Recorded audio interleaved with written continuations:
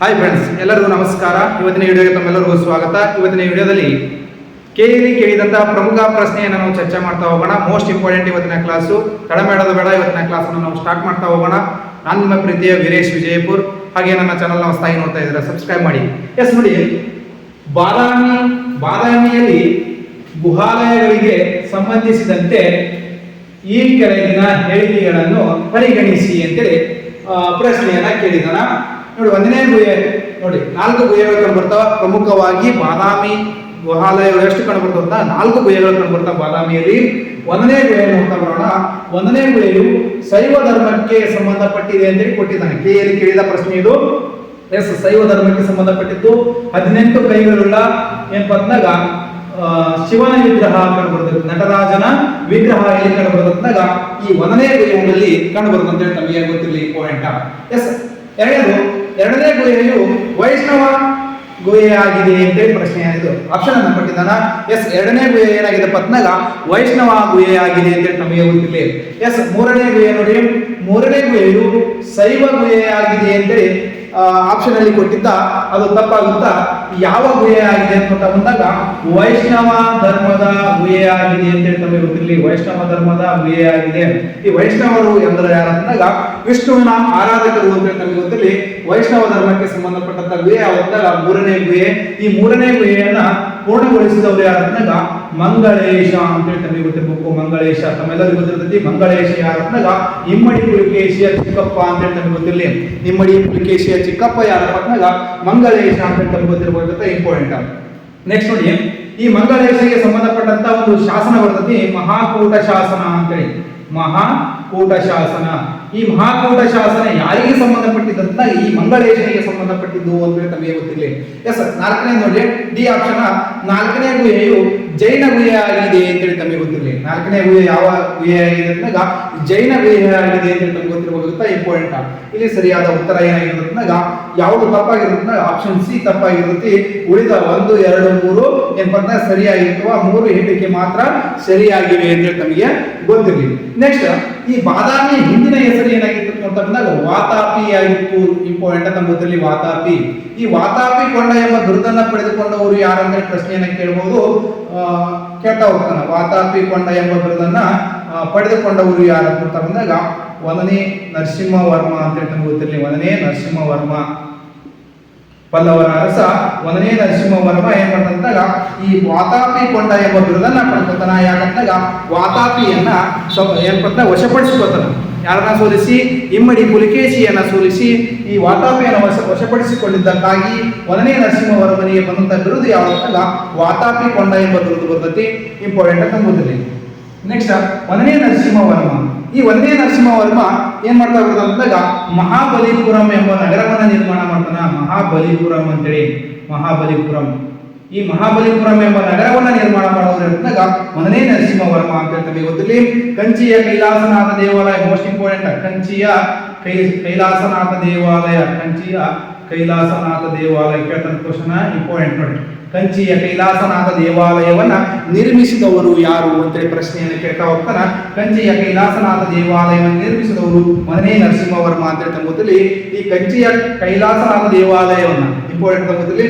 ಕಂಚಿಯ ಕೈಲಾಸನಾಥ ದೇವಾಲಯದ ಮೇಲೆ ಏನಪ್ಪ ಕನ್ನಡದ ಶಾಸನವನ್ನ ಕೆತ್ತಿದ ಕಂಡ ಇದು ಬಾದಾಮಿ ತಾಲೂಕಿನ ಅರಸ ಯಾರಂದಾಗ 1ನೇ ವಿಕ್ರಮಾದಿತ್ಯ ಅಂತೇಳಿ. 2ನೇ ವಿಕ್ರಮಾದಿತ್ಯ. 2ನೇ ವಿಕ್ರಮಾದಿತ್ಯ ಅಂತೇಳಿ ತಮಗೆ ಗೊತ್ತಿರಲಿ. ಇಂಪಾರ್ಟೆಂಟ್ ಪ್ರಶ್ನೆಯನ್ನ ಕೇಳ್ತಾ ಹೋಗ್ತಾನ. ಈ ಕಂಚಿಯ ಕೈಲಾಸನಾಥ ದೇವಾಲಯದ ಮೇಲೆ ಕನ್ನಡದ ಶಾಸನವನ್ನ ಕೆತ್ತಿದಂತ ಕನ್ನಡದ ಅರಸ ಯಾರು ಅಂತ ಬಂದಾಗ 2ನೇ ವಿಕ್ರಮಾದಿತ್ಯ ಅಂತೇಳಿ ತಮಗೆ ಗೊತ್ತಿರಬೇಕಾಗುತ್ತಾ. Most important. ನೆಕ್ಸ್ಟ್, ಈ ನರ್ಮದಾ ನದಿ ಕಾಳಗ ಅಂತ ಗೊತ್ತಿರುತ್ತೆ. ನರ್ಮದಾ ನದಿ ಕಾಳಗ ಅಂತ ಇಂಪಾರ್ಟೆಂಟ್. ನರ್ಮದಾ ನದಿ ಕಾಳಗ ಅಂತ. ಈ ನರ್ಮದಾ ನದಿ ಕಾಳಗ ಯಾರ ಮಧ್ಯೆ ನಡೀತದೆ ಅಂತ ಬಂದಾಗ ಮೋಸ್ಟ್ ಇಂಪಾರ್ಟೆಂಟ್ ಕೇಳ್ತಾ ಹೋಗ್ತಾನ. ಹರ್ಷವರ್ಧನ ಮತ್ತು ಇಮ್ಮಡಿ ಪುಲಿಕೇಶಿ. ಹರ್ಷವರ್ಧನ ಮತ್ತು ಇಮ್ಮಡಿ ಪುಲಿಕೇಶಿಯ ಮಧ್ಯೆ ನಡೀತಾ ಬರುತ್ತೆ. ಇಮ್ಮಡಿ ಪುಲಿಕೇಶಿ ಮತ್ತು ಹರ್ಷವರ್ಧನ ಮಧ್ಯೆ ನರ್ಮದಾ ನದಿ ಕಾಳಗ ಅಂತ ಬರ್ತೈತಿ. ಇಂಪಾರ್ಟೆಂಟ್. ಇದರಲ್ಲಿ ಗೆದ್ದವರು ಯಾರಂದಾಗ ಇಮ್ಮಡಿ ಪುಲಿಕೇಶಿ, ಸೋತವರು ಯಾರಂದಾಗ ಹರ್ಷವರ್ಧನ ಅಂತ ನಮಗೆ ಗೊತ್ತಿರಲಿ. ಇಲ್ಲಿ ಇಮ್ಮಡಿ ಪುಲಿಕೇಶಿ ಗೆದ್ದನಲ್ಲ, ಇವರಿಗೆ ಬಂದಂತ ಬಿರುದುಗಳು ಯಾವಂದಾಗ ಪರಮೇಶ್ವರ ಅಂತ. ಪರಮೇಶ್ವರ ಎಂಬ ಬಿರುದನ್ನ ಪಡೆದುಕೊಂಡವರು ಯಾರು ಅಂತ ಇಮ್ಮಡಿ ಪುಲಿಕೇಶಿ. ದಕ್ಷಿಣ ಪತೇಶ್ವರ ನೋಡಿ ಇಂಪಾರ್ಟೆಂಟ್, ದಕ್ಷಿಣ ಪತೇಶ್ವರ, ದಕ್ಷಿಣ ಪತೇಶ್ವರ. ಇಮ್ಮಡಿ ಪುಲಿಕೇಶಿಗೆ ಬಂದಂತ ಬಿರುದು ಯಾವನ್ನ ಪರಮೇಶ್ವರ ದಕ್ಷಿಣ ಪತೇಶ್ವರ ಎಂಬ ಬಿರುದನ್ನು ಹೊಂದಿರ್ತಾನೆ ಯಾರು, ಇಮ್ಮಡಿ ಪುಲಿಕೇಶಿ ಅಂತ ಹೇಳ್ತಾ ಗೊತ್ತಿರಲಿ. ಇಮ್ಮಡಿ ಪುಲಿಕೇಶಿ ಬಗ್ಗೆ ತಿಳಿಸುವಂತ ಶಾಸನ ಯಾವತ್ತಾಗ ಐಹೊಳೆ ಶಾಸನ, ಐಹೊಳೆ ಶಾಸನ. ಈ ಐಹೊಳೆ ಶಾಸನವನ್ನ ಹೊರಡಿಸಿದವರು ಯಾವತ್ತಾಗ ರವಿಕೀರ್ತಿ ಅಂತ ಹೇಳಿ ತಮಗೆ ಗೊತ್ತಿರ್ಬೇಕಾಗತ್ತೆ, ಇಂಪಾರ್ಟೆಂಟ್. ರವಿಕೀರ್ತಿ, ರವಿಕೀರ್ತಿ ಅಂತ ಹೇಳಿ ತಮಗೆ ಗೊತ್ತಿರಲಿ, ರವಿಕೀರ್ತಿ ಅಂತ ಹೇಳಿ ತಮಗೆ ಗೊತ್ತಿರ್ಬೇಕಾಗತ್ತೆ, ಮೋಸ್ಟ್ ಇಂಪಾರ್ಟೆಂಟ್. ಎಸ್ ನೋಡಿ, ರವಿಕೀರ್ತಿ ಇವರು ಯಾವ ಧರ್ಮಕ್ಕೆ ಸಂಬಂಧಪಟ್ಟವರತ್ನಾಗ ಜೈನ ಧರ್ಮಕ್ಕೆ ಸಂಬಂಧಿಸಿದವರು ಅಂತೇಳಿ ತಮಗೆ ಗೊತ್ತಿರಲಿ. ರವಿಕೀರ್ತಿ ಯಾವ ಧರ್ಮಕ್ಕೆ ಸಂಬಂಧಪಟ್ಟವರತ್ನಾಗ ರವಿಕೀರ್ತಿಗೆ ಜೈನ ಧರ್ಮಕ್ಕೆ ಸಂಬಂಧಪಟ್ಟವರು ಅಂತ ಹೇಳಿ ತಮಗೆ ಗೊತ್ತಿರಲಿ. ಮೇಗುತಿ ದೇವಾಲಯದಲ್ಲಿ ಕಂಡುಬರುತ್ತೆ. ಈ ಐಹೊಳೆ ಶಾಸನ ಎಲ್ಲಿ ಕಂಡುಬರುತ್ತಂದಾಗ ಮೇಗುತಿ ದೇವಾಲಯದ ಪೂರ್ವ ಗೋಡೆಯ ಮೇಲೆ ಕಂಡುಬರುತ್ತೆ ಅಂತ ತಮಗೆ ಗೊತ್ತಿರಲಿ. ಈ ಐಹೊಳೆ ಶಾಸನ ಏನ್ ಹೇಳ್ತಾ ಬರ್ತಂದಾಗ ಇಲ್ಲಿ ಏನಪ್ಪ ಅಂತ ನರ್ಮದಾ ನದಿ ಕಾಳಗದಲ್ಲಿ ಯಾರು ಗೆದ್ರು ಅಂತ ಹೇಳ್ತಾ ಬರ್ತಂದಾಗ ಇಮ್ಮಡಿ ಪುಲಿಕೇಶಿ ಗೆದ್ದ ಅಂತ ಹೇಳ್ತಾ ಬರ್ತತಿ. ಹರ್ಷವರ್ಧನ ಸೋತ ಅಂತ ಹೇಳಿ ಹೇಳ್ತಾ ಬರ್ತತಿ. ನೆಕ್ಸ್ಟ್ ಹರ್ಷವರ್ಧನ ಬಗ್ಗೆ ತಿಳಿಸುವಂತ ಶಾಸನ ಯಾವ ಕೃತಿ ಯಾವ್ದಾಗ ಹರ್ಷಚರಿತೆ ಅಂತ ಹೇಳ್ಕೊಂಡು ಗೊತ್ತಿರಲಿ. ನಮ್ಮೆಲ್ಲರಿಗೂ ಗೊತ್ತಿರ್ತೈತಿ. ಹರ್ಷಚರಿತೆ ಯಾರಿಗೆ ಸಂಬಂಧಪಟ್ಟಿದ್ದು ಅಂತ ನೋಡ್ತಾ ಬಂದಾಗ ಬಾಣಭಟ್ಟನಿಗೆ ಸಂಬಂಧಪಟ್ಟಿದ್ದು, ಬಾಣಭಟ್ಟನಿಗೆ ಸಂಬಂಧಪಟ್ಟಿದ್ದು ಯಾವಾಗ ಹರ್ಷಚರಿತೆ. ಈ ಹರ್ಷಚರಿತೆ ಎಂಬ ಕೃತಿಯನ್ನ ಬರೆದವರು ಯಾರು ಅಂತ ಕೇಳಬಹುದು. ಯಾರಪ್ಪ ಅಂದಾಗ ಬಾಣಭಟ್ಟ ಅಂತ ಹೇಳ್ತಾರೆ ಗೊತ್ತಿರಲಿ. ಈ ಬಾಣಭಟ್ಟ ಇನ್ನೊಂದು ಕೃತಿಯನ್ನ ಬರ್ತಾ ಬರ್ತಾನ ಕಾದಂಬರಿ ಅಂತೇಳಿ, ಕಾದಂಬರಿ ಇಂಪಾರ್ಟೆಂಟ್. ಸಾಕಷ್ಟು ನಾನು ಕೇಳಿದಾನ. ಕಾದಂಬರಿ ಎಂಬ ಕೃತಿಯನ್ನ ಬರೆದವರು ಯಾರು ಅಂತ ಬಾಣಭಟ್ಟ ಅಂತ ಹೇಳಿ ತಮಗೆ ಗೊತ್ತಿರಲಿ, ಇಂಪಾರ್ಟೆಂಟ್. ಈ ಹರ್ಷಚರಿತೆಯಲ್ಲಿ ಏನಂತ ಹೇಳ್ತಾ ಬರೋದು ನೋಡ್ತಾ ಬಂದಾಗ ಇಂಪಾರ್ಟೆಂಟ್ ಗೊತ್ತಿರಬೇಕಾಗುತ್ತಾ. ಈ ನರ್ಮದಾ ನದಿ ಕಾಳಗದಲ್ಲಿ ಯಾರು ಗೆದ್ರು ಅಂತ ತಿಳಿಸ್ತಾ ಬರೋದ್ರಿಂದ ಹರ್ಷವರ್ಧನ ಗೆದ್ದ ಅಂತೇಳಿ. ಯಾವುದರಲ್ಲಿ ಈ ಹರ್ಷಚರಿತೆಯಲ್ಲಿ ಏನಂತ ತಿಳಿಸ್ತಾ ಬರೋದ್ರಿಂದ ಬಾಣಭಟ್ಟನ ಹರ್ಷಚರಿತೆಯಲ್ಲಿ ಹರ್ಷವರ್ಧನ ಗೆದ್ದ ಯಾವುದು ನರ್ಮದಾ ನದಿ ಕಾಳಗದಲ್ಲಿ. ಆದರೆ ಈ ಐಹೊಳೆ ಶಾಸನ ಮತ್ತು ವಯಸ್ಸಾಗನ ಸೀಟಿ ಗ್ರಂಥದಲ್ಲಿ ಯಾರು ಗೆದ್ದ ಅಂತ ಹೇಳ್ತಾ ಬರೋದ್ರಿಂದ ಇಮ್ಮಡಿ ಪುಲಿಕೇಶಿ ಗೆದ್ದ ಅಂತ ಹೇಳ್ತಾ ಬರುತ್ತೆ. ತಮ್ಮ ಗೊತ್ತಿರಿ ಕೊನೆಯದಾಗಿ ಗೆದ್ದವ್ರು ಯಾರು ಅಂದಾಗ ಇಮ್ಮಡಿ ಪುಲಿಕೇಶಿ ಅಂತೇಳಿ ತಮಗೆ ಗೊತ್ತಿರಬಹುತ್ತಾ, ಮೋಸ್ಟ್ ಇಂಪಾರ್ಟೆಂಟ್. ಎಸ್ ನೆಕ್ಸ್ಟ್ ನೋಡ್ತಾ ಹೋಗೋಣ. ಪಟ್ಟದ ಕಲ್ಲು ಅಂತ ಬರ್ತೈತಿ, ನಮ್ಮೆಲ್ಲರಿಗೂ ಗೊತ್ತಿರ್ತೈತಿ. ಪಟ್ಟದ ಕಲ್ಲು, ಪಟ್ಟದ ಕಲ್ಲು. ಈ ಪಟ್ಟದ ಕಲ್ಲು ಅಂದ್ರೆ ಏನು ಅಂತ ಬಂದಾಗ ಈ ಪಟ್ಟದ ಕಲ್ಲು ಅಂದ್ರೆ ಪಟ್ಟಾಭಿಷೇಕ ಮಾಡಿಕೊಳ್ಳುವಂತ ಸ್ಥಳವನ್ನ ನಾವು ಪಟ್ಟದ ಕಲ್ಲು ಅಂತ ಹೇಳಿ ಕರಿತೀವಿ. ಪಟ್ಟಾಭಿಷೇಕ ಮಾಡಿಕೊಳ್ಳುವಂತ ಸ್ಥಳವನ್ನ ನಾವು ಪಟ್ಟದ ಕಲ್ಲು ಅಂತ ಕರಿತೀವಿ. ಈ ಪಟ್ಟದ ಕಲ್ಲು ಏನಪ್ಪ ಅಂದಾಗ ವಿಶ್ವ ಪಾರಂಪರಿಕ ಪಟ್ಟಿಗೆ ಸೇರ್ಪಡೆಗೊಂಡ ಬರ್ತೈತಿ. ಎಷ್ಟು ಲೆಕ್ಕದಾಗ 1987ರಲ್ಲಿ ವಿಶ್ವ ಪಾರಂಪರಿಕ ಪಟ್ಟಿಗೆ ಸೇರ್ಪಡೆಗೊಂಡಂತ ಕರ್ನಾಟಕದ 2ನೇ ತಾಣ ಯಾವಂತ ಪಟ್ಟದ ಕಲ್ಲು ಅಂತ ಹೇಳಿ ಗೊತ್ತಿರಬೇಕಂತ ಇಂಪಾರ್ಟೆಂಟ್.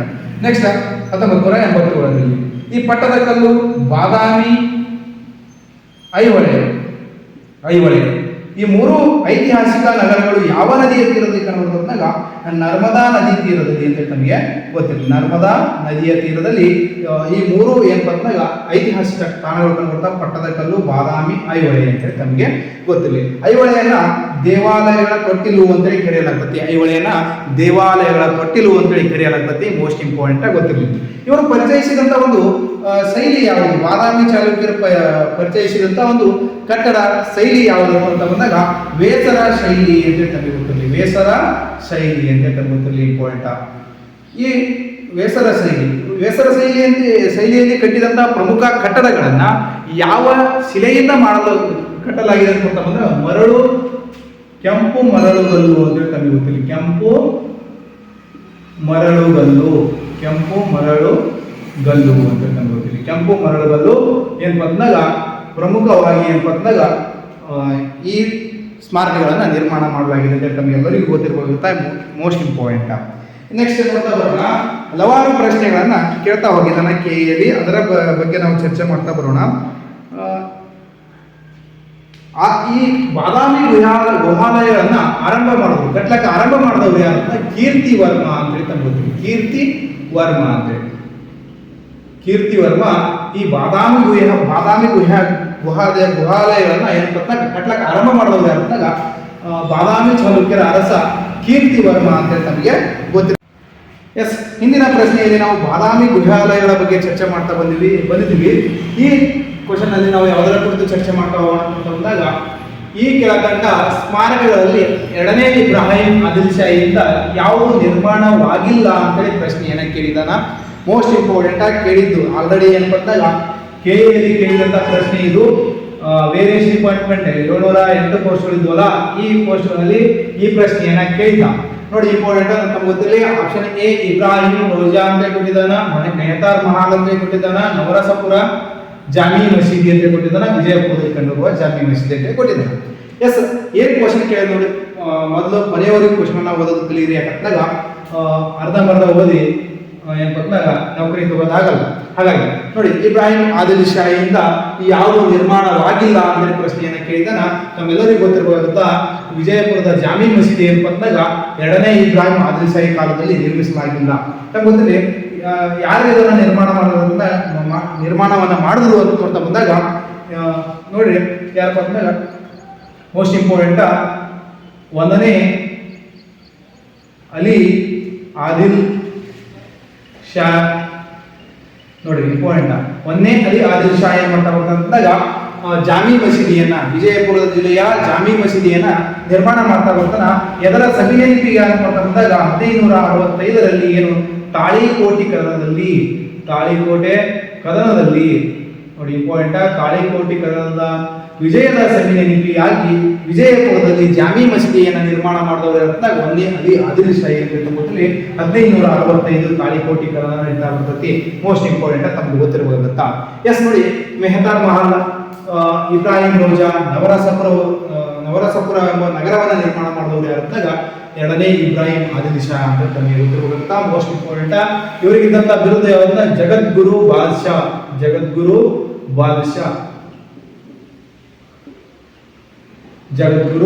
ಬಾದ್ಶಾ ಅಂತ ತಂದಿದ್ದರು. ಎರಡನೇ ಇಬ್ರಾಹಿಂ ಆದಿಲ್ ಶಾ ಅವರಿಗೆ ಇದ್ದಂತ ಬಿರುದು ಯಾವಂದಾಗ ಜಗದ್ಗುರು ಬಾದ್ಶಾ ಎಂಬ ಬಿರುದು ಇರ್ತೈತಿ.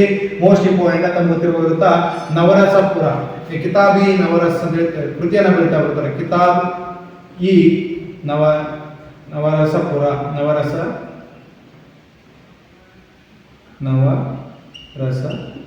ಅಂತ ಕಿತಾಬ್ ಈ ನವರಸಪುರ ಎಂಬ ಕೃತಿಯನ್ನ ಬರೆದವರು ಯಾರಂದಾಗ ಎರಡನೇ ಇಬ್ರಾಹಿಂ ಆದಿಲ್ ಶಾ ಅಂತ ಗೊತ್ತಿರಲಿ.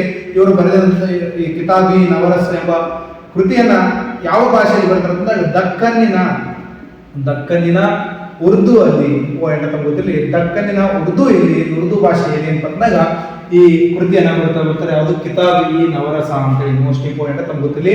ಈ ಮೂರು ಸ್ಮಾರಕಗಳ ನಿರ್ಮಾಣ ಮಾಡಿದವರು ಯಾರಂದಾಗ ಎರಡನೇ ಇಬ್ರಾಹಿಂ ಆದಿಲ್ ಶಾ ಅಂತ ತಮಗೆ ಗೊತ್ತಿರಬಹುದಂತ ಮೋಸ್ಟ್ ಇಂಪಾರ್ಟೆಂಟ್. ದಕ್ಷಿಣ ಭಾರತದ ತಾಜ್ ಮಹಲ್ ಅಂತ ಹೇಳ್ತೀವಿ. ಅದನ್ನ ದಕ್ಷಿಣ ಭಾರತ ತಾಜ್ ಮಹಲ್ ಯಾವಂದಾಗ ಇಬ್ರಾಹಿಂ ರೋಜಾ ಅಂತ ಗೊತ್ತಿರಬಹುದಂತ ಮೋಸ್ಟ್ ಇಂಪಾರ್ಟೆಂಟ್ ಆಗಿ ಗೊತ್ತಿರಲಿ. ಏನಪ್ಪ ಅಂದಾಗ ಇಬ್ರಾಹಿಂ ರೋಜಾ ದಕ್ಷಿಣ ಭಾರತದ ಒಂದು ತಾಜ್ ಮಹಲ್ ಯಾವುದು ಅಂತ ಬಂದಾಗ ಇಬ್ರಾಹಿಂ ರೋಜಾ ಅಂತ ತಮಗೆ ಗೊತ್ತಿರಲಿ. ಈ ಇಬ್ರಾಹಿಂ ರೋಜಾವನ್ನ ಕಪ್ಪು ಶಿಲೆಯಿಂದ ಮಾಡಲ್ಪಟ್ಟಿದೆ ಅಂತ ಗೊತ್ತಿರಲಿ.